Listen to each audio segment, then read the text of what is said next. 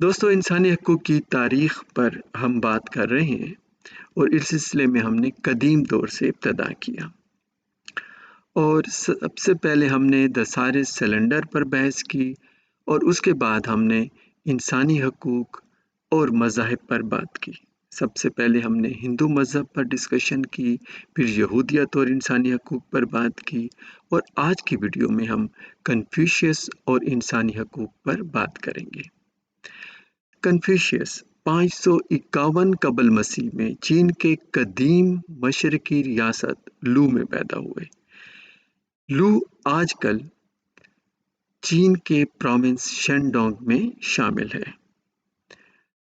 کیونکہ ہماری بات مذاہب اور انسانی حقوق پر ہو رہی ہے تو کنفیوشیس کے سلسلے میں ایک بات بہت اہم ہے، وہ یہ ہے کہ کنفیوشیس معلم، فلسفی اور سیاسی مفکر تھا، وہ کوئی پیغمبر یا نبی نہیں تھا۔ کنفیوشیس کی ابتدائی زندگی مشکلات میں گزری۔ 3 برس کی عمر میں ان کے والد فوت ہو گئے۔ ابتدائی زندگی غربت میں گزری، لیکن ان کی محنت کی وجہ سے انہوں نے 17 برس کی عمر میں توشہ خانہ کا محافظ مقرر ہوا۔ اس کے بعد زراعت کا نگران مقرر ہوئے اور 19 برس کی عمر میں کنفیوشیس نے شادی کی۔ معلم کی حیثیت سے وہ تعلیم و تدریس میں مصروف رہے اور ان کے شاگردوں کی تعداد 3000 سے بھی زیادہ تھی۔ وہ مجسٹریٹ بھی بنے اور پھر محکمہ عدل کے وزیر بھی بنے۔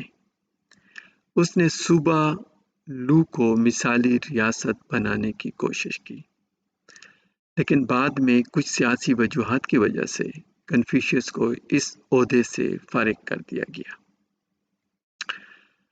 کنفیوشیس نے ایک خود ساختہ جلاوطنی بھی اختیار کی اور وہ اس سلسلے میں ایک طویل سفر پر گئے۔ سب سے پہلے وہ ریاست لو کی مغرب کی طرف ریاست وی میں گئے، اس کے بعد جنوب کی طرف ریاست سوئنگ اور آخر میں چین اور کائی کی ریاستوں تک کا انہوں نے سفر کیا اور یہ سفر 14 سال تک جاری رہا۔ کنفیوشیس نے اس وقت زیادہ تر اپنا وقت ایسے حکمرانوں کی تلاش میں گزارا جو شاید اس کا جو گڈ گورننس کا ایک طریقہ کار تھا، حکومت کرنے کی جو ویژن تھی، اس کی خواہش یہ تھی کہ حکمران اس سے فائدہ اٹھائیں اور اس سے رہنمائی حاصل کریں اور اس کو امپلیمنٹ کریں اپنی ریاستوں میں۔ لیکن کنفیوشیس کی یہ تلاش بے سود رہی، لیکن پھر بھی اس نے کبھی ہمت نہیں ہاری۔ کنفیوشیس کے 3 شاگرد زی گانگ، زی لو اور یان ہوئی، جب وہ جلاوطنی پر جانے لگے، اپنے سفر پر جانے لگے، تو یہ تینوں شاگرد اس کے ساتھ چل پڑے۔ انہوں نے اس سفر کے لیے اپنے خاندان کو چھوڑا، گھر کو چھوڑا اور ان کے لیے ایک بہت مستقبل تھا ریاست لو میں، انہوں نے اپنے استاد کے لیے اسے بھی قربان کیا۔ لیکن اس کے 2 شاگرد زی گنگ اور رین کیو نے ریاست وی میں کنفیوشیس کو چھوڑا اور دوبارہ لو کی ریاست میں آئے اور وہاں پر ملازمت اختیار کر لی۔